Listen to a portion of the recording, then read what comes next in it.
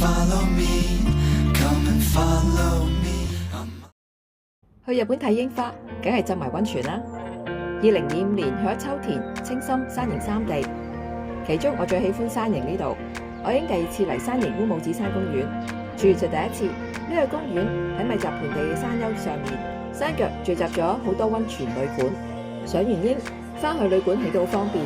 今次我揀咗御殿手，有差唔多400年歷史嘅旅館。喺客房可以望向窗外欣賞山上嘅櫻花。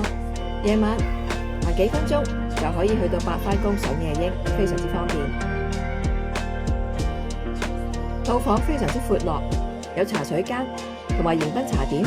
check in之後喺 lobby 可以有免費蛋糕食，我就非常中意呢度嘅舊式古樸風格。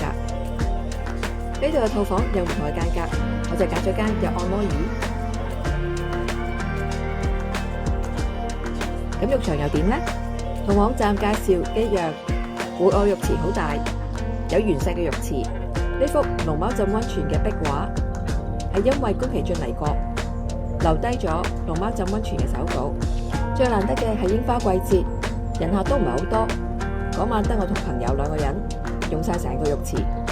戶外呢個原石浴缸浸喺度，就可以望到上面嘅櫻花。呢間旅館仲有好大嘅室外空間，戶外有個足浴。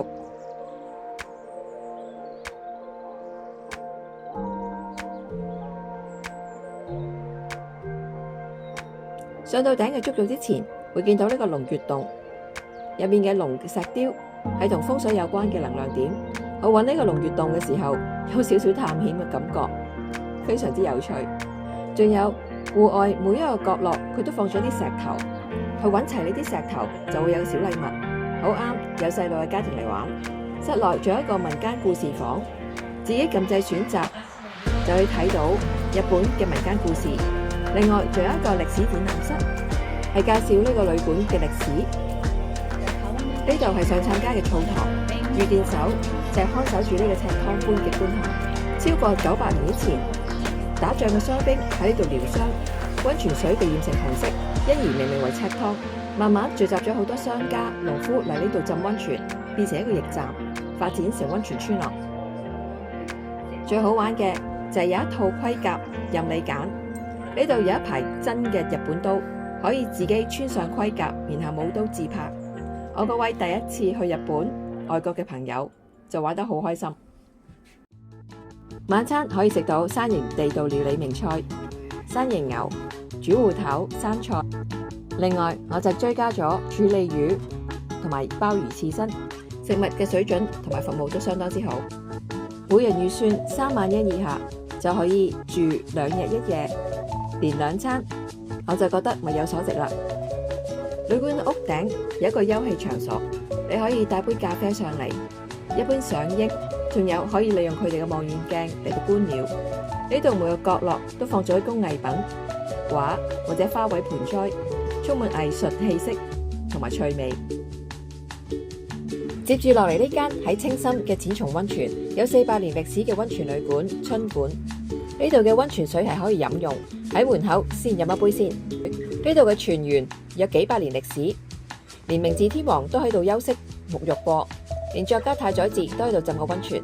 而著名嘅日本木版畫家東方志功更加曾經喺度住過一段時間，留下啲手繪作品，所以吸引唔少愛藝術嘅人嚟到朝聖。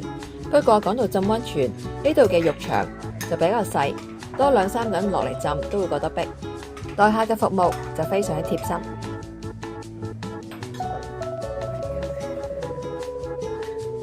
喺館外就有個足浴同埋煮溫泉蛋嘅熱水池，當地人都會自己帶一排蛋去煮溫泉蛋。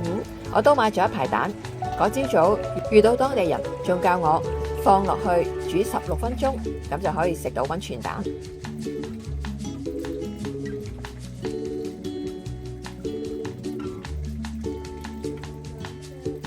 嗰朝早餐我就有溫泉蛋嚟送飯。4月喺車廂外仲見到咁厚嘅積雪，喺邊度呢？呢度係秋田魚頭溫泉，呢度嘅溫泉旅館非常之受歡迎，成日都 full，好難 book，兼且時間唔夠，所以今次只係路經，即日浸完就走，唔係間間旅館都有日歸溫泉服務。當日有開又比較近車站嘅就休下村，從田澤回出發搭巴士，搭到總站再行返落嚟少少，就影到咁壯觀嘅瀑布。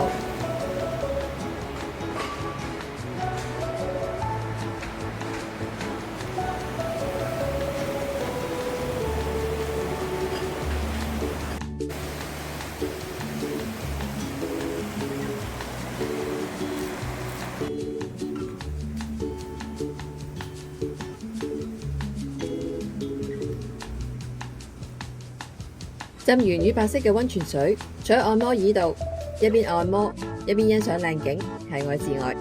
當然要飲返支鮮奶，咁就100分啦。